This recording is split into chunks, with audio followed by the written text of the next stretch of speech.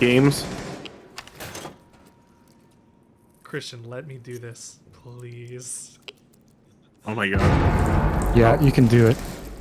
One of us remains, but it's not over. Go for it, buddy. I swear, dude. Richard, please.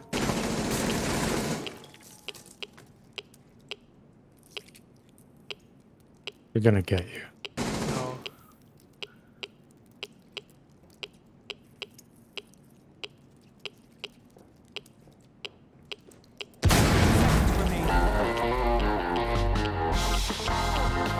You're 10 done for. seconds left.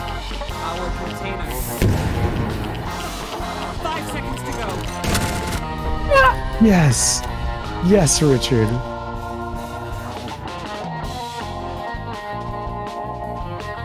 Year 6, Season 1 of Rainbow Six Siege is close to coming to an end, and while I've already made a speculation video on where things will go and how things might change, something in the game has changed and giving me some thoughts for the future.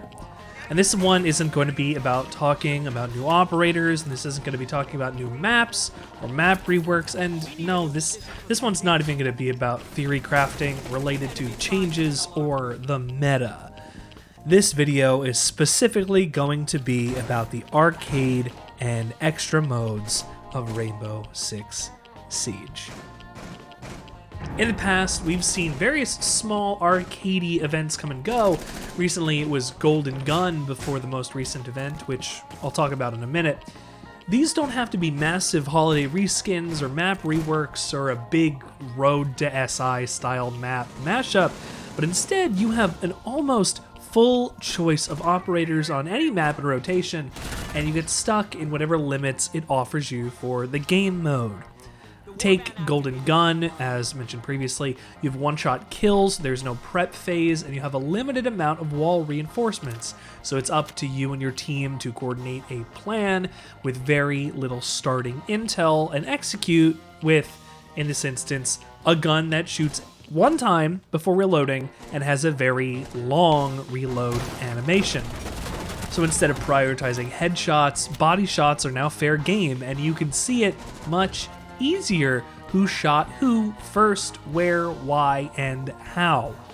Extended gunfights and pre-firing have been taken out of the equation entirely, and you have to rely on your timing, your reflexes, your angles, and most importantly, raw aim. These small changes make for an interesting way to see the game.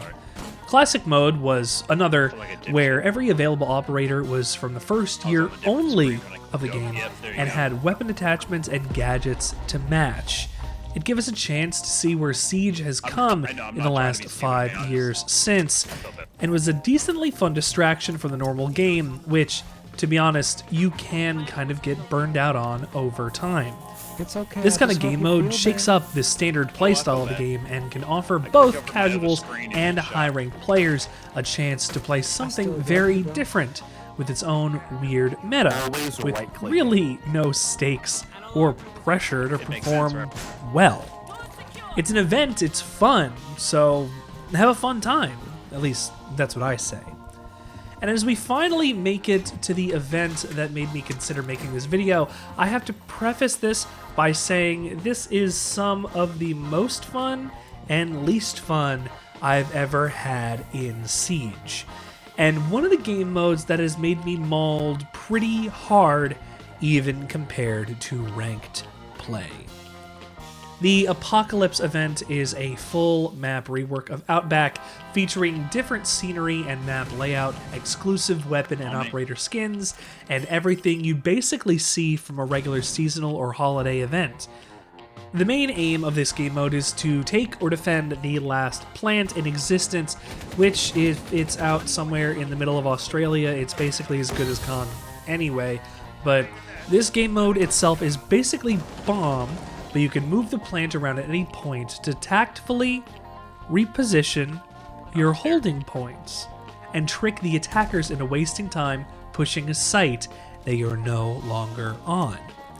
There are no reinforcements or prep phases at all, so soft wall play is a must if you want to learn how to play this mode well. And I've been playing this game mode with my buddies almost non-stop, taking breaks pretty much only to launch T-hunts when one of us needs to take a break or use the bathroom or eat. It's not necessarily because we like the game mode that much over the actual game, but it's about the speed in which the matches are finished.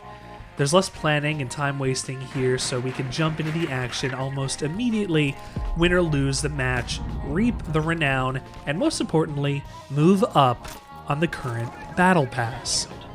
These are integrated challenges in the event this time that tie directly into the Battle Pass for bonus experience and a faster way to level through it.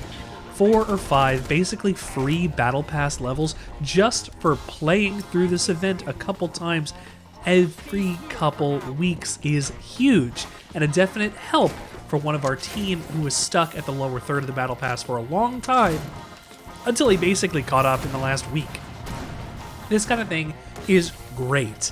It boosts engagement, it gets playtime up there, and these challenges are refreshed on a 2-week-ish cooldown. So even if you took a break and came back, you'd probably have a bunch of new stuff to do in a couple days anyway. And with less than a week left in the Battle Pass to go, we are scrambling to get the whole crew to tier 100. And that said, do I like this game mode? I do, yes. And I've been thinking about what that really means after this event is going to be dead and gone. Ubisoft knows that people are playing this event, and they know for a long time that people have been clamoring for custom games with arcade mode options. These files should still be in the game somewhere, even if the skins might not necessarily link up to it, and it isn't that hard to facilitate it in menus.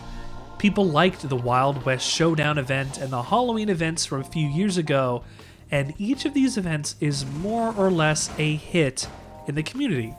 I mean, hell, even Sugar Fright from last Halloween was really bad for viewership across all platforms, but having something in the game with unlimited respawning and long angles can help people train a little with their aim easier than just running in T-hunts, or at the very least, a little faster. I'd like to see these arcade-style modes put into regular rotation. Every week, every other week, maybe 2 events per month with a gap in between, something to keep us engaged in the game outside of the normally offered content. And I can't be the only one that wants to see something like that. It doesn't necessarily have to be balanced well either. It just has to be different and fun. And at least that's what a lot of these events are. And if they're not available in a regular arcade mode on the menu, at least let us create a custom or private game with these modes on so we can keep playing them with our friends after these events have ended. We should be seeing a massive UI shakeup and overhaul in the next couple weeks as we gear towards the middle part of Year 6, and we don't yet know everything that's coming with it. Maybe we could see these game modes added permanently, or maybe Ubisoft will just keep throwing fun experiences our way to shake up the quick play monotony. And if and when that news comes up, I will be reporting on it here for you. They have spotted the container. So thank you so much for watching. I'd like to know which past events you would like to see come back in some way. So let me know that in the comments. I'd like to have a discussion about that. And this time was more of an editorial over some gameplay, which is not necessarily my style or my forte, but if you like this, then hit me with a like. I think I would deserve it. I really need to get my thoughts out on this one. I thought it was really important. And I make one of these videos about once a week, depending. I could do slightly more if the viewership was there. So your support really does help. And I guess that means that this is the end of our video. So my name is Richard, and I will catch you on the flip. See you later.